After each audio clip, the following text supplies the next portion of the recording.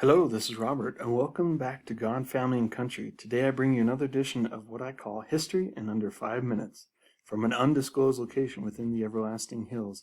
And today I speak of the Bedford Militia flag and give a brief explanation of events surrounding this historic flag. As tensions grew between the colonists and British forces in April 1775, British military leadership, wanting to quell any rebellion via seizure of arms and powder, in Concord, Massachusetts, sent a force of 1,500 redcoats to accomplish such a task.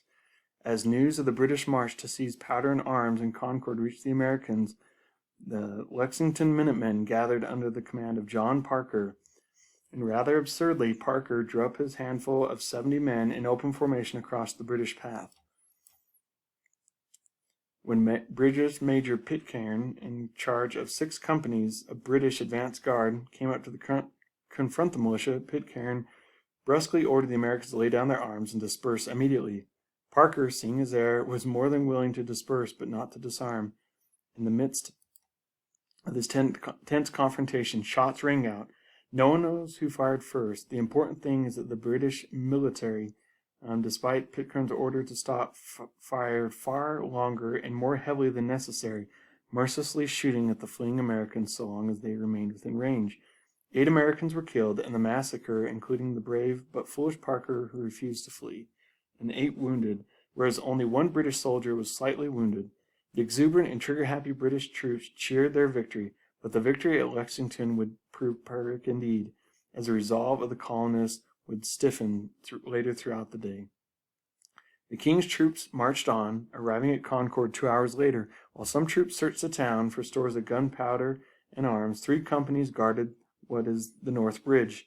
As the British were marching towards Concord, word spread of the fight at Lexington. Alarm bells rang, calling out the militia and Minutemen across Middlesex County. Among the units to muster was Colonel James Barrett's Middlesex County Regiment of Minutemen. Once in formation, the regiment moved onto a hill within 500 yards of where the British stood watch at North Bridge. Colonel Barrett, needing to organize additional militia companies, left his command to Major John Buttrick.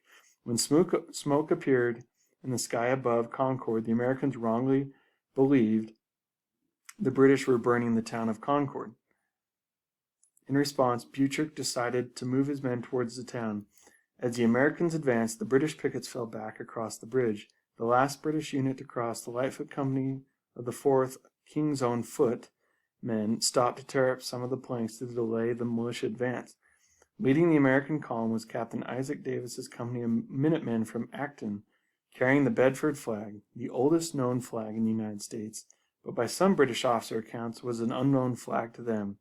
It suddenly furled in the April breeze, and as they got within 50 yards of the bridge, Buttrick shouted at the British to stop tearing up the planks. Suddenly 3 British shots were fired, killing Davis and another man instantly, and wounding a third.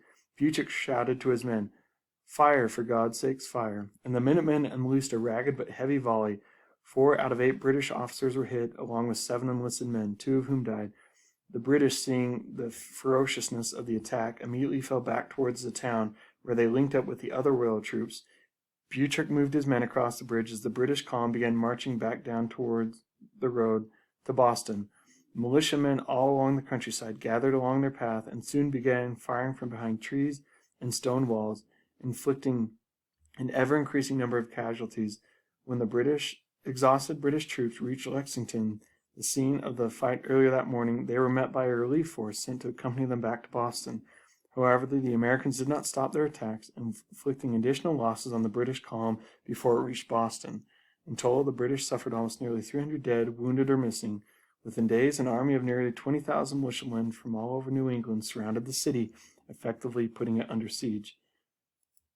The history of the Bedford flag is controversial, but is agreed to come from the Massachusetts cavalry unit that created the flag around 1705, but was not used much until the Middlesex County Minutemen were formed, and it made its debut at that famous North Bridge. The flag is commonly believed to be the inspiration for the first stanza in Ralph Waldo Emerson's Concord hymn, penned 15 years later on the battle's anniversary, which opens, "By the rude bridge that arched the flood, their flag to April's breeze unfurled, rang out a shot heard round the world." The original flag is made of crimson silk damask with the design painted on. The painted image was made slightly different on the 2 sides with the Latin motto Vince aut mourir, conquer or die, reading from top to bottom on one side and the other. And now you know.